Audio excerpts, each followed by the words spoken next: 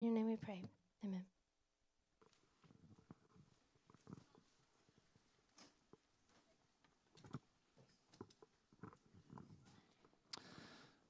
Hunter, I don't know if I've ever heard you sing, bro. That was nice, man. Loved it. Audrey, you too. That was beautiful. It's really good. So much respect for all the talent in this room. Thank you. I don't always preach looking like a game show host, but when I do, it's not going to be good. No. We're in a series, Good News to the Poor, looking at people in the Bible who encountered Jesus and actually met him, and then going like, if they were to talk to us and say like, what was your experience like? Like, what was it like meeting this man? And then we're just looking at what they likely would have said based on their experience. And some of them we have actual words, like they said these things. And some of them you have to kind of infer from the actual passage itself. But that's what we've been doing, because realistically, every person that met Jesus in the Gospels who was transformed by him, they had good news to actually go and share.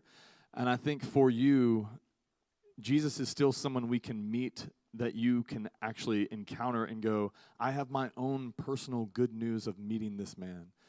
And you should have that. Like, you should not just like, he saved me from my sins and he saved me from hell. Those things are real. But not just that. Like, he entered into my life and did this for me. He showed kindness to me in this way. All of us, if you're a follower of Jesus, you should actually be able to experience consistently this God who is not dead, but did rise from the grave and is still living and active and still moving and working in your life. So that you're actually able to be like, what is the good news of Jesus? And you're like, this week? The good news that I experienced this week? Oh, the good news about this week of me and Jesus is this. Last week it was this. Because what you experience with him should be broad and not just one singular thing. And so I want that for you, because if you look at some of these stories, you see very specific things that they would be like, this was amazing. I met this man, and it was amazing in this particular way. And it was different from this person. And so for you, if you're a follower of Jesus, you're like, man, you should have these encounters and experiences with him where he's breaking into your life in kind ways that then become a part of your story, and you're sharing those things to other people. Or at least just to having them experience in your own life and going like, oh, he did that for you? Yeah, he didn't do that for me. That wasn't my need, but this is where he met me. This is what he did for me. And so for you, you should have things like that. And that's the reason we're doing this series, is so that you see like the good news of Jesus isn't just one thing. It's not just forgiveness of sin, although it is that, and that's huge. It's not just saving you from hell, although it is that, and that's huge. Eternity being secure is great. But I want you to know that you can encounter him now, because he's not dead, he is alive, and he actually wants to interact in your lives. And so today we're going to look at John 4 and this woman's story that's rather long, but we're going to read it in its fullness.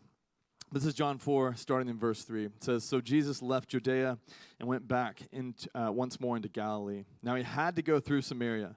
And so he came to a town in Samaria called Sychar, near the plot of ground that Jacob had given to his son Joseph. Jacob's well was there, and Jesus, tired as he was from his journey, sat down by the well, and it was about noon. When a Samaritan woman came to draw water, Jesus said to her, will you give me a drink? His disciples had gone into town to buy food. And the Samaritan woman said to him, you are a Jew, and I'm a Samaritan woman. How can you ask me for a drink? For Jews do not associate with Samaritans. And Jesus answered her, if you knew the gift of God and who it was that asked you for a drink, you would have asked him, and he would have given you living water. Sir, the woman said, you have nothing to draw water with, and this well is deep. Where can I get this living water? Where can you get this living water? Are you greater than our father Jacob, who gave us this well, drank from it himself, as did his sons and his livestock? And Jesus answered, everyone who drinks this water will be thirsty again. But whosoever drinks the water I give them will never thirst. Indeed, the water I give them will become in them a spring of water welling up to eternal life. And the woman said to him, sir, give me this water so I won't get thirsty and have to keep coming here to draw water. And he told her, get up, go, call your husband and come back. I have no husband, she replied. Jesus said to her, you're right when you say you have no husband. The fact is you've had 5 husbands, and the man that you have now is not your husband. What you have said is quite true. Sir, the woman said, I can see that you're a prophet. Now our ancestors worshipped on this mountain, but you Jews claim that the place where we must worship is in Jerusalem. Woman, Jesus replied, believe me, a time is coming when you will worship the Father neither on this mountain nor in Jerusalem. You Samaritans worship what you do not know. We worship what we do know, for salvation is from the Jews. Yet a time is coming and has now come when the true worshipers will worship the Father in spirit and in truth, for they are the kind of worshipers the Father seeks. God is spirit, and his worshipers must worship him in spirit and in truth. The woman said, I know that Messiah, called Christ, is coming. When he comes, he will explain everything to us. And then Jesus declared, I, the one who am speaking to you, I am he. Just then his disciples returned and were surprised to find him talking with a woman. But no one asked, what do you want? Why are you talking to her? Then leaving her water jar, the woman went back into town and said to the people, come and see the man who told me everything I ever did. Could this be the Messiah? And they came out of their town and made their way toward him. Many of the Samaritans from that town believed in him because of the woman's testimony. He told me everything I ever did. So when the Samaritans came to him, they urged him to stay with them, and he stayed 2 days. And because of his words, many more became believers. And they said to the woman, we no longer believe just because of what you said. Now we have heard for ourselves, and we know that this man really is the Savior of the world. This is the word of the Lord. It's a long passage there, but I'm going to do my best to try and explain some of it in the last 20 minutes. When I've talked to you about my wife, Rainey. I've talked to her about her a lot and some of these stories. I don't know if I've ever shared this story. The very first time I met her, we never actually talked because the time I did meet her and we talked, it went terribly, and I barely got words out, and I sounded like an idiot. But the very first time I met her, we were at the Memphis Union Mission downtown, and I was serving there with my parents and with her parents, and she wasn't there. But she came in randomly for 5 minutes or something. And I just happened to see her in passing, walk up to her dad, give him a kiss on the cheek to say hello, say something, and then she drove off. But in that 5 minutes, in those moments, watching this happen, one, I'm watching glory itself walk out, into the Memphis Union Mission. But in those 5 minutes, one of the things that stood out to me was she carried herself very maturely. She kissed her dad on the cheek, which was a thing that my sisters did not do that to my dad. It was they're just get away from me. It was very different experience growing up in my house. And so that whole thing to me was so foreign, this kindness and that kind of expression of love and that kind of thing. And so what I walked away with, I remember going to my mom, I was like, hey, I saw his daughter, and she was like, oh, that's cool, that's nice. I was like, is she in her 30s? And at this point, I'm 19. And Rainey does not look like she's 30, and I never would have said that to her. I don't know if I've told her this story. But she didn't look like she was 30. I was like, she just seemed so mature in the way that she carried herself and the way that she interacted with her parents was very much on their level. She must be like a wife in her 30s. She must be, not because she looks aged or anything, but this must be her experience. And my mom was like, I don't think so. I think she's your age. And I was like, nah, that girl's so much older than me. There's no chance. She's beautiful, but there's no chance in the world she's in her 30s, and I look like a 19-year-old who just climbed out of a ditch. So this, whatever, it's not going to work. And then I went and talked to her dad, and I was like, oh, was that your daughter that was just here? Yeah, that's her. That's Rainey. And I was like, oh, cool. Is she in her 30s, or how do I ask how old your daughter is without sounding like a huge creeper? And so he was like, no, she's 19. She's the same age as you are. She was born in 87, whatever. Da, da, da. And I was like, that's amazing. That's so okay. Great. See ya. Bye. And then I hid in my prayer closet and was like, God, please, if you loved me, you'd give me Rainey. But it was one of those things, I was completely wrong about this girl. I'd made I saw her and just made these judgments of her and this whole thing just based on my experience with her, but I was completely wrong. And I'd never been more thankful to be more wrong, that she wasn't 35 while I was 19 and she's 16 years older than me and married and has kids. I was like, great, I don't have to break up a family to marry her. I can just pursue her like it is. It'll be a funnier joke when you're older. But I say all that. It's not just a random story that's going nowhere. I say all that because I was wrong about a person, and I was very thankful to be wrong about a person.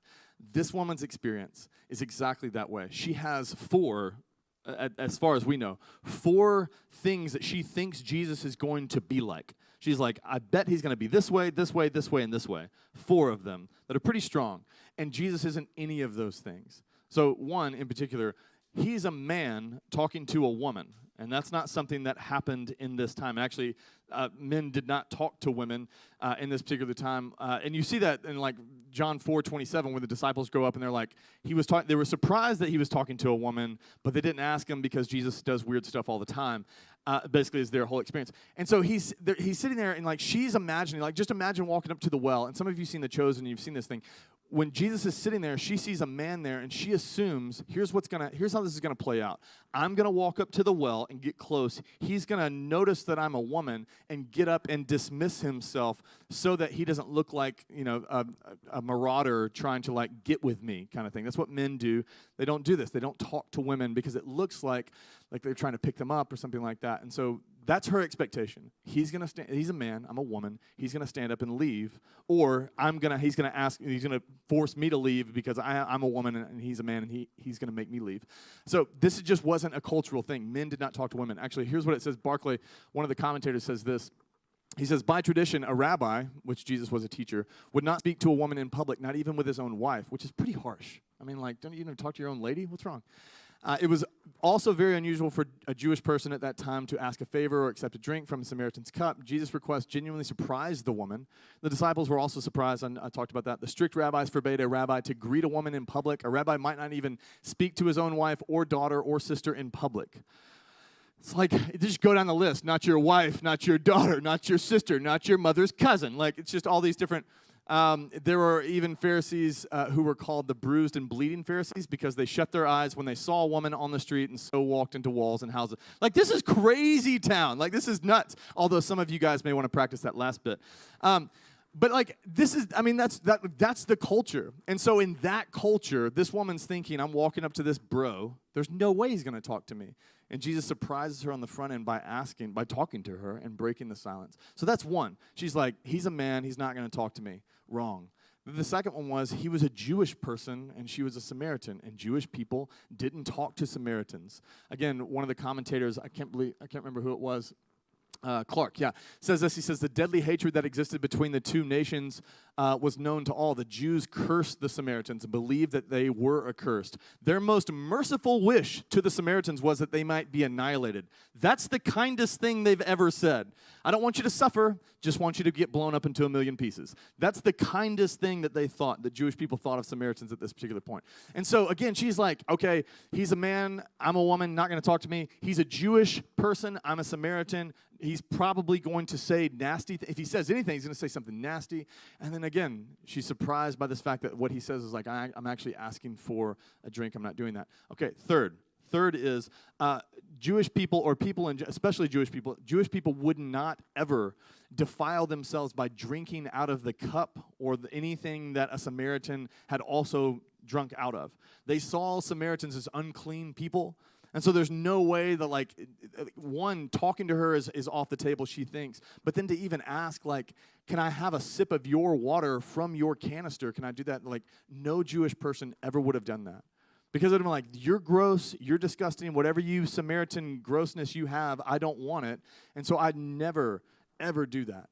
And yet he does do that. And actually many commentators suggest that like Jesus did get the cup from her, is drinking it during this conversation. And she's watching this happen and going like, this is crazy to me. Like, you're talking to me even though you're a man. You're talking to me even though you're Jewish. And you're drinking after me, which is like nobody ever does that. And then the fourth one was righteous people, no righteous person ever would have accepted this woman. What they would have done is either turn her in or condemn her because of her lifestyle and what she was doing. He knows what's going on. You've had 5 husbands. The man you're currently with isn't a husband of yours. Like, no righteous person, anybody of righteous standing would have ever accepted a woman like this, ever talked to her, anything. They would have condemned her on the spot, just like the woman caught in adultery, and been like, you also need to be stoned, you also need to be killed. And so you have these 4 things where she's like, I think I know him pretty well. I think I know what he's like. And what she finds is like, Jesus is not like anybody I've ever met before.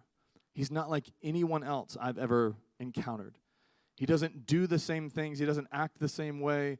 Everything that I thought was true of him turned out to be not true of him. He's unlike anybody I ever met before. And I think if you were to to ask her, like, what was great about Jesus, one is like, he knows everything about me and accepts me, but I think another one would be is that her good news was like, I was wrong about him. I was wrong about this man, and he's not like everyone else. He's completely different than every other man I've ever met. He's completely different than every other Jewish person I've ever met. He's completely different than every other rabbi, every other righteous person. He is not the way that everybody else is. He doesn't treat me the same way that everybody else treats me. He doesn't act the same way, doesn't talk to me the same way. Nothing about him is the same. I've never, ever experienced something like this. He's not like everyone else in my life.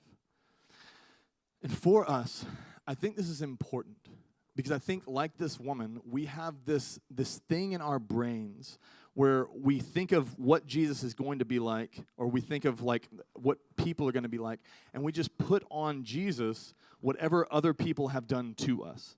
And so if we mess up or something like that, and we'll get into this, but like whatever we think other people and how they'll treat us, we think I will be treated by Jesus the way that these other people have treated me as well. They will talk to me the same way. They will do all the same things. I heard this story last week, and it was a really awful story, just based on this woman's faith. But she's a Christian, and a friend of mine was telling me about her, and she has this idea that whenever life is going really well, like if life is going really well for her, things are looking up and going really well, she's constantly waiting for God to crush that. Because in her mind, she's like, life is going too well for me. God's not going to allow this to happen. And I'm like, she believes in Jesus. Yes, she believes in Jesus. She knows the Bible. Yes, she knows the Bible. But she has this thing in her mind. And she's like, as soon as life starts going too well for me, God's going to like steal the fun out of it and notice like, oh my gosh, one of my kids is having way too much fun. Let me send a disaster and blow up her life. Like that's what she thinks.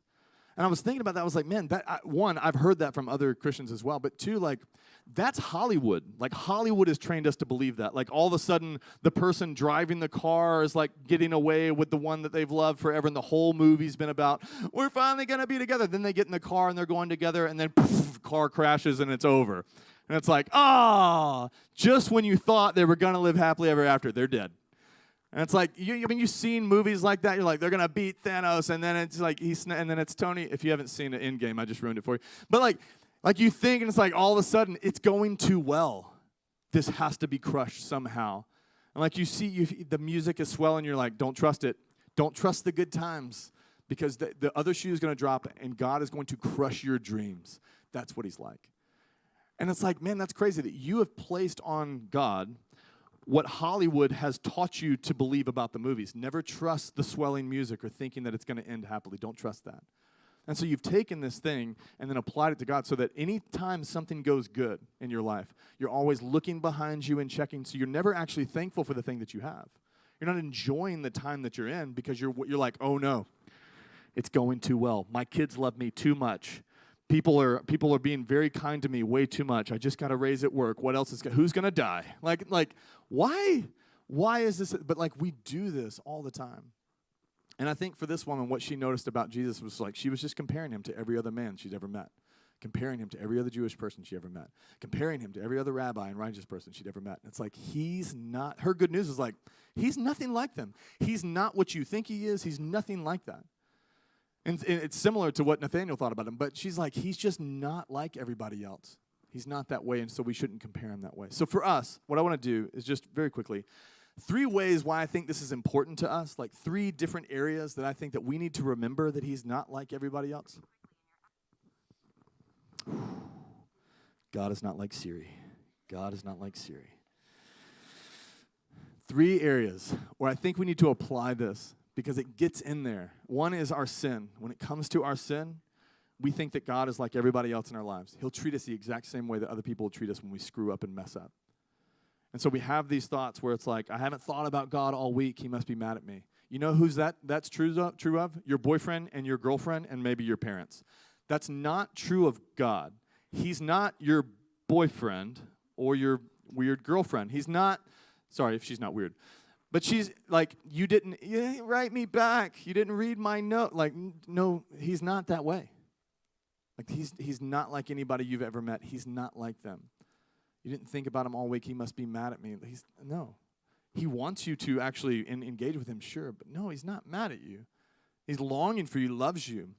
We have these things, I've sinned so many times in this way, like, I've sinned this way consistently. I've repented and gone back to him. I've repented and gone back to him. I've repented and gone back to him. And eventually, all of us know this. What gets in your brain eventually is like, there's no way you could forgive me again. And what you're doing isn't believing the scriptures. What you're doing is believing I wouldn't forgive somebody 1,000 times. If they kept hurting me and kept hurting me and kept screwing up and kept doing the wrong things, I wouldn't receive anybody back. I wouldn't trust them to never do it again. I would be like, oh yeah, cool. Do you forgive me again? Heck, no, I don't forgive you again. Of course you're going to do it. Like, no, I've forgiven you way too many times. I'm not going to do it. And we take that and how we are or how other people have treated us, and we're like, that must be the way that he is. But the good news is, like, he's not like everyone else. He's not even like you in that way. That's not how he is. I sinned today. I sinned this week. Something bad is coming for me. Like, I did something bad, so I'm like just waiting for punishment to come. You're like looking behind. This is the day the bully's going to get me. This is the day that my fly is going to be down at lunch. This is the day that it's all going to go south on me. This is the day it's all going to get found out. Why? Because I sinned and God's going to get back at me. Why do you think that? Like, God got back at Jesus. Jesus was the one that took that punishment. He was the one that took it all. Your punishment was given. Your punishment was coming. He just took it for you so that you didn't have to experience it. But we have this idea, it's like when somebody does something bad in my family, something bad happens to me. And so my parents treat me this way, and I'm just assuming that God is the exact same way. And so we screw up, and then we spend our lives or the next couple of weeks going like, when's it coming? When's that bad thing coming? And then something bad does happen, and you're like, whew, finally I paid off my sin. And it's like, what are you believing? That's karma. That's not Jesus. Like, that's Taylor Swift singing about karma. That's what that is. That's not you. That's not Jesus. We have better news than that. That's not your common experience. That's not what he's about, and that's not what he's going to do. But we do this, like, with our sin, we're like, he must be exactly like everybody else. Because if I screwed up that many times, or if somebody did that towards me, I would never forgive them, and he must be exactly like me. Or if somebody did that, if I did those wrong things to so-and-so, they would reject me. They would move away from me. They would hurt me. They would do something. They would get back at me in some ways. The good news is he's not like everyone else you've ever met. And so when you sin, not if, when you sin, you can actually have the confidence of going like, I can bring this stuff to him and actually experience forgiveness. I can confess these things openly. We're going to sing the song at the end. That's this beautiful song where it's like, it says, come out of hiding. Can someone go over here and fix those boys? Great, thanks. But there's this song at the end that we're going to be talking about where I think Hannah, does it go like out of hiding or something like that? And it's this really beautiful. It's okay, guys. They're just boys. You're good. Y'all can focus back at me. They're not actually going to fix them. They're just going to sit near them. Everybody was like, what's he going to do? What can happen now? This is the end for you. But our common experience with our sin is supposed to be like, yes, I sinned again. Father, I sinned again. I did it again. And I'm really sorry. I don't want to keep doing this. I feel like I'm held in bondage to it. I feel like I'll consistently struggle with it. I don't want to do this, but it's just something I continually struggle with. And the temptation seems to grip me so strong that I feel like I can't even say no to it. I'm really sorry. I don't want to do it again. I probably will, because if it hits me like that again, that will probably be something I experience, but I'm really, really sorry. And the experience was supposed to be where we go to him and feel the confidence to go, like, just say those actual words to him, the honest words to him, and that we'd feel freedom and forgiveness so that we'd actually be healed of our sin and not have this thing that's like weighing on us we have to keep in secret. Out of hiding, you can bring those things. Jesus knew what this woman was dealing with the entire time. He knew. 5 husbands, the man you're currently living, he knew. And it says that he chose to go through Samaria in order to meet her, knowing her sin. He didn't even, I mean, she didn't know that he knew. She didn't know that it was gonna be out in the open, that it was gonna be for him to see. She didn't know any of that. But he did, and he still wanted to talk to her. He still wanted to meet with her. He still wanted to choose to find her and talk to her about those things. And so with our sin, he is not like everyone else. The way that people deal with your mistakes in your life is your business, and that's how they deal with it. Your family, your friends, however they deal with your mistakes, and however you deal with those things. That's how you do that. I don't know if it's fine or good, but that's how you deal with it. He is not like those people. He deals with those things differently according to the ways that he tells you he deals with them in the scriptures. And so the constant refrain is supposed to be, I sinned and I'm coming to you in confession, knowing that I can find forgiveness. And when that happens for this woman, when it's actually brought out into the light, she receives the healing that she's actually been longing. She's been trying to keep that a secret for so long, and now it's out in the open. And what she doesn't experience somebody shaming her and condemning her. She actually experienced a lot of forgiveness and a lot of freedom. And ultimately, it turns this thing that she's been hiding into the thing that now she's shouting in the streets. She's talking about it to everybody, like, you got to meet this man who healed me of all these different things. That's the way we need to deal with our sin. Consistently. He's not like everyone else. Second is our lives. I'm going to do these two a lot faster. Our abundant life. We have this idea that what Jesus can do for our life, when he's like, I came to give you abundant life, and we think of Jesus like, you should give your life to him, you should give your life to him, what we think is like, what could he actually do better than what I'm currently doing myself? Like, what could he actually do that's better than what I'm currently experiencing among the things that I'm chasing down? Because we go to our relationships, we go to our boyfriends, our girlfriends, our social media, our success, our popularity. We go to all these different things to try and receive abundant life. And we get this idea that's like, he's the same as those things. Jesus is just another option in the way. And so I can receive actually the longings that I'm looking for. I can receive all those things in all these different spaces. Or I can turn to Jesus, and he's just like all that stuff, but he's nothing like those things. And the woman would say that, like, the life that he has for you is far better than the life that your girlfriend has for you, or your boyfriend has for you, or that college has for you, or that porn has for you, or any of the things that you look to fulfill you. He has something far better. He's not the same as those things. You go to porn, it feels pleasurable for a bit, and then it's filled with shame. Like, Jesus isn't that way. It's not like, oh, yeah, you follow me, then you'll experience shame at the end. Like, it's not like that. Your boyfriend, your girlfriend, they can break up with you, they can hurt you, they can do those things, they can reject you. Jesus is not and then the relationship feels good. There's some good stuff and some bad stuff, and Jesus is just the good stuff. Like, he's actually the person who was like, I actually have abundant life for you. I'm not the same as every other thing in your life.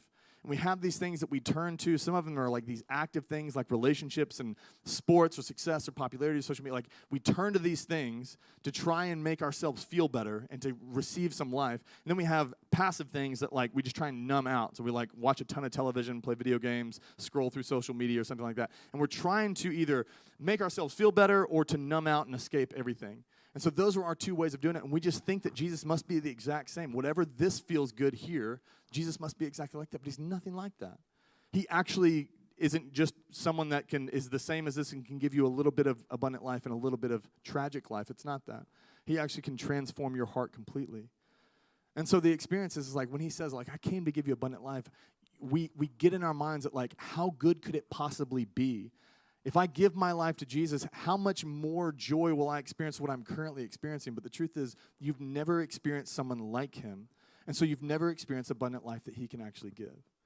And so we push him off, and we push him off because it's like, I don't want to give up these things that I'm doing currently in order to follow him, because what could he give me that this thing currently is giving me? And it's like, that thing is giving you just like teeny tiny spurts of joy mixed with shame. He actually wants to actually renew your heart and give you something brand new. And so your experience with him should be going to him and be like, give me the new heart. Give me the things that fulfill my longing. Give me the things that this stuff that I'm chasing down will never, ever actually fill that hole. Give me that stuff. You're the one who can do it. That's what I want. And the good news of this woman is, like, he's not like everyone else in your life. He's not like everything else in your life. He actually can give you that thing. Everything else will fail and fall short. Everything else will promise you that and then underdeliver. He's actually just delivering on this promise. I came to give you abundant life, and I have it for you. If you come to me and ask for a new heart, I will give that to you. If you come to me and ask and look to me for me to fulfill your longing, and he says this to this woman, I want to give you water that wells up in you and fills you with so much life that you never grow thirsty again. You're not thirsty for those things ever again, because I'm actually filling you up myself. I want to do that. And I think for us, this is our struggle, because we're like, how could Jesus be better than all of this stuff? And it's like, the woman is like, he just is. He's not like those things. He's better than those things. And that's abundant life. And then lastly, our problems. Boy, it's really hot up here. This suit is not working for me, folks. Look, and this one's, some of you are dealing with really, really difficult stuff. Like really, really substantial issues at home, things that you're dealing with in your own mind and your own brain and your own heart and all the rest. Like, you're dealing with problems that I've never experienced. And so I want to be careful, because I don't want us to be like, oh, you should just pray about it. Not that, although that's good too. But I don't want you to hear that, like, oh, those don't matter, it'll be fine. It's not that. But when it comes to your problems and the things that you're dealing with, you've probably gotten pretty good at managing those and figuring them out. And some of you may actually be going to a counselor to help you figure those things out. And some of you may be on medication to help with some of your problems and dealing with some of those things. Those things are necessary. Talking to people, medication is good. Love all of it. Love Tylenol when I got a headache. Love it. So those things, that's great. But he's still not like those things. Okay? He's still not He's still better than your counselor. He's still better than your medication. He's still better than all of those things. And so I just don't want, he's better than you at fixing your own problem. The reason is he's better than it because he didn't cause it. You did. Some of your problems you caused yourself. Some of them are things that you just deal with and you're like, I didn't cause this, and that's fine. I know that exists as well. But he is better than you at fixing your own issue. You got yourself into it, or it's your problem and you don't know how to get out of it. He's better. And so the idea is to go to him and say, like, look, you're better at fixing my issues than I am. This is what David prays in Psalm 30. He says, Lord, my God, I called to you for help. I called to you for help and you healed me. Lord, you brought me up out of the realm of the dead. You turned my wailing into dancing. You removed my sadness and clothed me with joy. Like, this is his experience of going like, I don't know how I'm going to do this, but you're the one who can. You can actually deal with my problems. And he takes our problems, some of them that don't go away, some of them that we go to him and like, please remove this, and it doesn't go away. And those things, James would say, you should rejoice. Rejoice in your issues. Rejoice in your trials and tribulations. And it's like, what? It's like, yeah, you should rejoice, even though it's not going away. Even though this will be a thing that you deal with. Your anxiety might be a thing you deal with your entire life. Why should I rejoice that that's the thing? It's like, because you can consider it pure joy, because that thing is going to be used by God to mature you and complete you and be this thing that he works through. And you're like, I don't want any of that. It's like, well, I understand that you want it to go away, but he can actually take a really bad problem that you can't fix or make go away, and he can actually use it to bring about something good in your life where you're actually depending on him more and more. And this is why James says, when you experience trials, when you experience tribulations, consider it not just joy, but be pure in your joy. Consider it all joy, because those things are developing in you something that, yes, it might not go away, but it's developing something in you that matures you and makes you complete and whole, which is what we're longing for anyways. And he's saying he can actually use our issues in order to do that. And so all of that's the same here. I mean, he's just better than we are at actually managing our problems and fixing our problems. He's better than those things. And so, yes, go to counselors. If you're on medication, that's great. I don't want to, we can talk about that stuff later. But I just want you to know, like, our common refrain is supposed to be what David is experiencing. Lord, my God, I came to you and asked for healing, and you gave it to me. Either you healed me completely of this thing, or you brought about completion, or you brought about wholeness in me through the thing.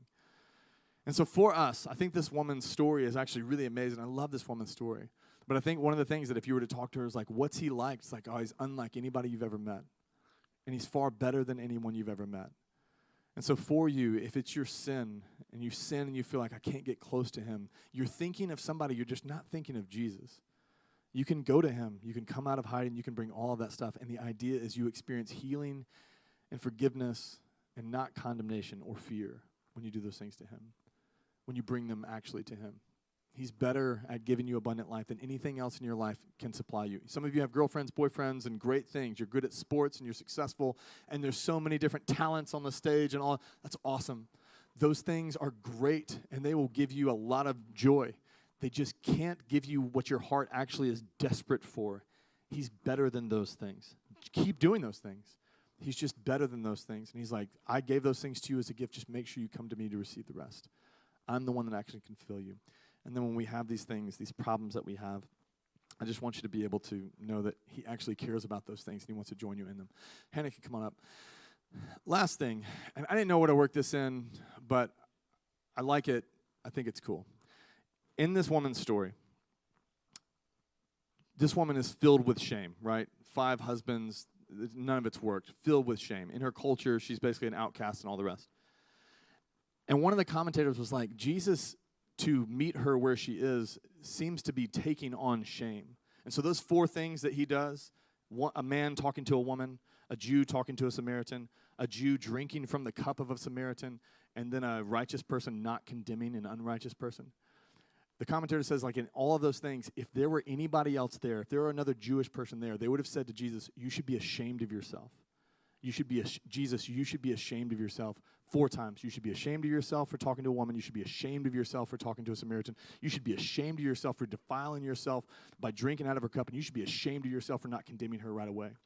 And in that, the commentator says, he is taking on shame in order to meet her exactly where she is. She's filled with shame, and all he wants to do is just join her in the midst of it. And so in that, they would have said to Jesus, you're no better than she is. And he's like, I'm so glad you think so, because now I can meet her exactly where she's at. And she would have said, he's just like me. And so for you, in the midst of whatever you're dealing with, what Jesus wants for you consistently is to constantly meet you exactly where you are. That's the type of God he is. That's the type of friend that he is. All he wants for you is to always be near you. And so if it's shame that you're just steeped in shame, he's like, I'll take some of that on. I'll take it on because I actually want to join you in the midst of that. I want to sit there with you in order to eventually walk you out of it. And you see that happen with this woman. He takes on shame and takes on shame and takes on shame and takes on shame until eventually her shame is gone. And now she's running through the streets actually shouting glory about all the different things that used to be her shame. And that's what Jesus, he takes on your sin, he takes on your shame, he takes on your pain. This is Isaiah where he's saying like, surely he bore our illnesses, surely he bore our disease, surely he's the one that carried all of this stuff. He takes it on so that he could ultimately walk you out of these things that you're dealing with. This is what he wants for you. He wants that with your sin. He wants that with the way that you're trying to find abundant life and you just can't seem to find it. And he wants to do that with your problems. He wants to meet you there in order to walk you out of that space. And he's willing to take it on himself so that you can actually be set free from it.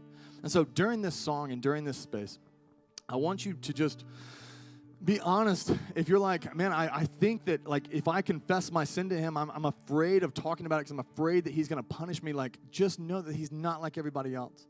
You're like, I've been chasing abundant life and all these different things, and I can't find anything good, and everything I turn to isn't actually fulfilling me, then he has something better for you. And if you have problems, you're like, I've been trying to fix it, and it keeps getting worse or it's not going away. He wants to meet you where you are.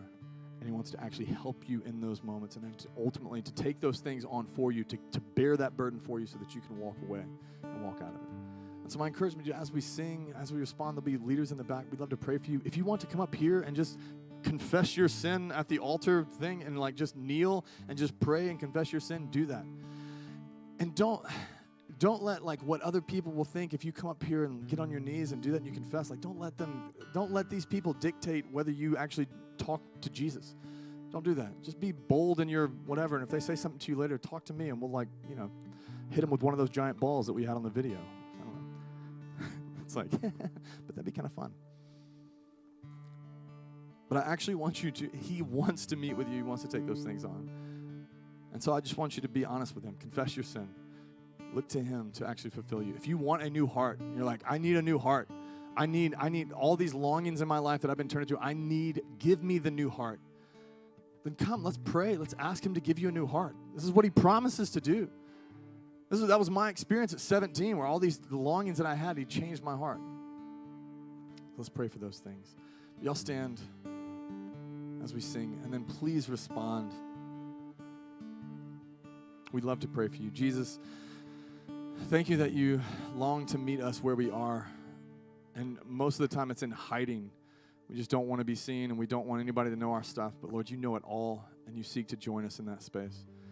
God, I pray that these students would find what they've been looking for their entire lives. I pray that they would consistently find that in you.